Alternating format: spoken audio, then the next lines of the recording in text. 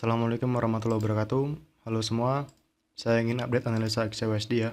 Untuk sesi Asia ya, masih Asia, tapi ini sudah hampir masuk ke POI. Oke, tadi saya kena stop loss ya, sell di konfirmasi M5 gagal, win rate-nya kecil. Oke, sekarang kita akan bahas mengenai analisa berikutnya. Karena kita intraday, hari ini saya menggunakan time frame H4. Oke, di sini kita lihat ya. Mapping saya kalau untuk daily itu kayaknya dia mau turun ya. Masih mau turun ya. Masih mau turun. Nah, dia kemarin tuh respect EVG ya di sini ya. Di sini ada BPR. Kalau teman-teman belajar BPR, tahu lah ya di sini ya. Dia respect BPR di sini, EVG. EVG ketemu EVG di BPR. Nah, di sini muncul konfirmasi di M5 kemarin dan dia juga di sini sudah ngambil high, liquidity keambil. Nah, biasanya kalau misalkan dia sudah mengambil liquidity di time frame besar dan sudah masuk area BPR kayak gini, win rate-nya sangat besar ya. Tadi pagi saya sell konfirmasi dengan win rate yang kecil, saya kena SL. Nah, sekarang saya ingin update analisa untuk ntar sore atau nanti malam ya. Oke, ini dia 4 ya. Di sini kita lihat. Saya nggak tahu ya, apakah dia akan naik dulu, apakah dia turun dulu. Saya nggak tahu. Kita cek dulu di time frame kecilnya. Nah, di sini kita lihat. Ini kan memang cok ya. Kalau kita cek di H4 kan, kalau di H4 di majornya ya, eksternal di sini tuh break of structure ya. Break of structure di sini.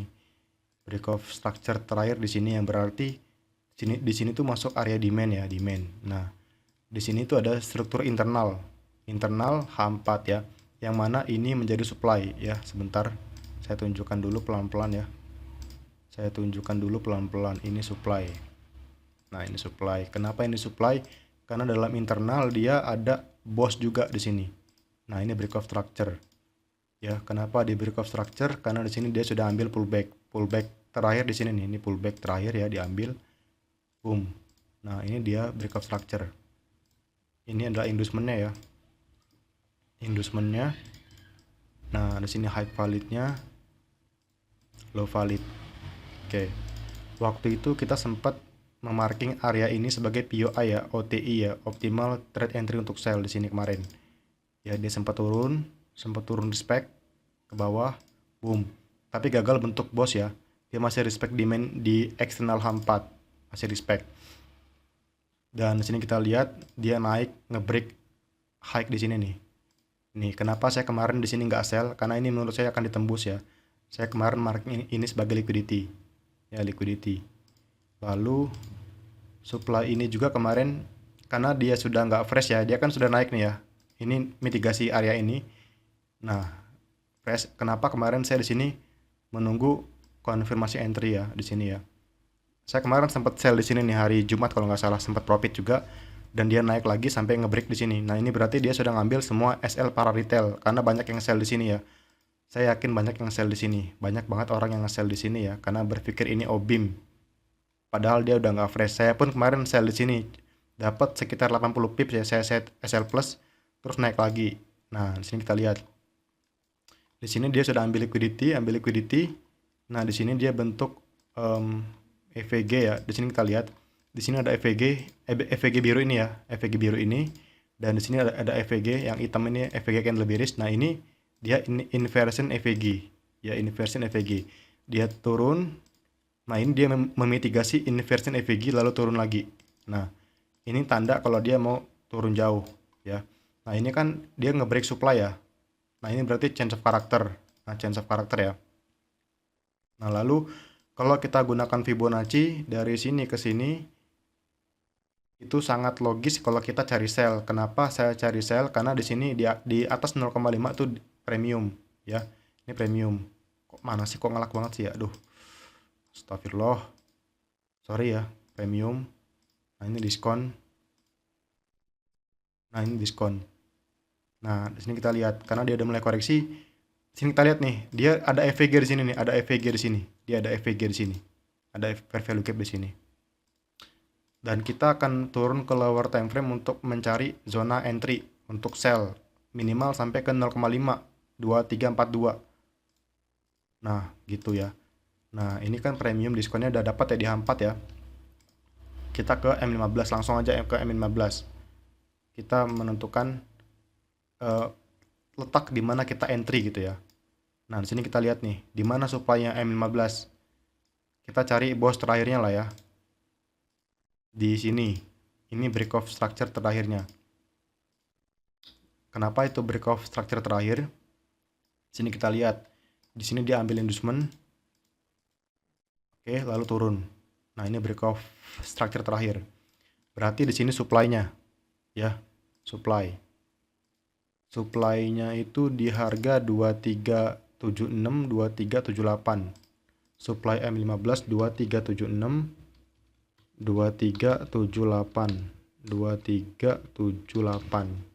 Nah, di sini adalah area yang saya pantau untuk pantauan entry sell, dan saya akan mencari konfirmasi di M1 di sini.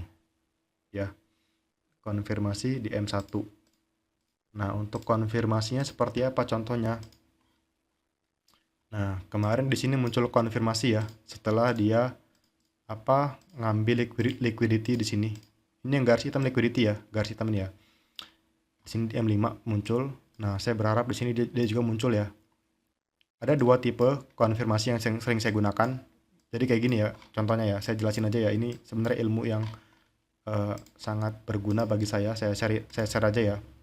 Saya sengaja bikin share ilmu di tengah-tengah video analisa kayak gini biar nggak terlalu muncul secara terbuka, karena bagi saya sangat berarti ini ya, bukan yang melebih-lebihkan ya. Jadi contoh kayak gini, misal ada liquidity misalkan kayak gold tadi lah, liquidity sini ada liquidity high ini lah. Nah, ini misalnya ini di break nih ya, di break ya, pas dia ngebreak dia belum muncul konfirmasi, belum. Nah, dia naik lagi nih, ngambil di sini nih, high di sini nih. Contohnya kayak gini di H4 nih, kayak gini nih, pokoknya kayak gini nih, misal ya. Saya tunjukin lagi. Nah, ini kan liquidity di sini ya, high liquidity. High ini juga liquidity. Nah, ini ya, dua high ini, 1 2. Kenapa saya sebut liquidity? High ini adalah mitigasi dari sini, dan ini juga bukan supply yang fresh karena udah sempat dimitigasi oleh pergerakan di sini nih. Dari sini. Dia naik turun. Dari naik turun. Nah, kita berarti menganggap semua ini liquidity ya, semua ini liquidity. Pas dia ngambil di sini belum muncul konfirmasi sell, belum.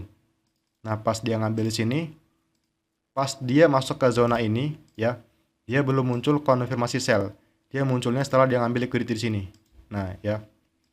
Jadi gini, ada dua tipe.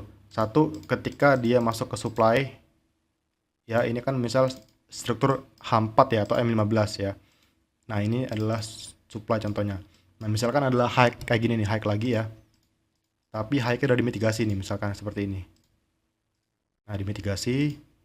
Nah, ketika dia naik lagi, nah kita nge-sell-nya itu setelah high diambil, ini diambil karena sudah nggak fresh lagi ini liquidity. Nah, kita sell-nya itu setelah ini diambil. Nah, yang sekarang di XUSD itu dia M15-nya ada boss break of structure. Nah, dia mau masuk ke supply. Nah, jadi kita entry continuation dengan mengkombinasikan dengan struktur H4. Kombinasinya gimana? Kombinasinya dia di sini di H4 itu dia masih masuk area premium. Tahu dari mana? Di sini kan ada cok ya. Di sini ada cok. Sorry ya kalau muter-muter ya, ini agak tricky jelasin ya. Ini cok mana sih ya? Aduh. Sebentar, ini change of character. Nah, kita cek nih 0 di atas ini di body ya. Saya pakai body ya, bukan shadow ya. 1 di body bawah, 0 di body atas. Nah, di atas 0,5 itu premium. Nah, itu kenapa saya mencari sell yang pertama di H4 dia di premium ya. H4 di premium. Nah, untuk menentukan entry-nya di M15 saya masuk ke supply di sini. Di sini. Nanti kita masuk ke sini. Kita mencari konfirmasi di M1. Nah, setelah muncul kita limit saya limit dengan supply M1. Misal di sini muncul di sini nih misalnya ya. Nah, kita sell-nya tuh ya di sini di atas inducement-nya. Entah channel 30 pip, entah 40 pip, yang penting kita fokus dengan rules kita gitu ya di sini. Tapi kalau misalkan nggak muncul konfirmasi, nggak usah entry ya. Takutnya ini di break supply-nya. Kalau ini di break dia jadi choke ya. Dia berubah jadi bullish lagi di M15-nya. Untuk sekarang masih bearish ya. Kalau di H4 dia masih masuk area EVG. EVG di sini. Satu di area premium, dua di area EVG di sini ya. EVG di sini. Nah, M15 dia mau mendekati supply. Jadi saya fokus untuk mencari sell ketika sampai sini. Kalau misalkan di sini nggak muncul konfirmasi, saya skip dulu gold. Saya skip dulu. Takutnya dia malah naik. Kalau misalkan dia break ya, nah kita nunggu nih masuk ke sini, baru kita buy. Gitu. Skenario-nya yang pertama kita nunggu konfirmasi di sini, supply M15 ya. Kalau misalkan dia ternyata nggak muncul, kita ketika ini supply di break, misalkan dia nggak muncul lalu di break supply-nya, nah kita menunggu peluang buy di sini dengan konfirmasi M1 atau bisa buy langsung di sini. Tapi agak resiko ya. Kenapa saya bilang resiko? Karena dia masuk di premium H4, bukan diskon. Ya agak beresiko. Win rate-nya nggak besar ya.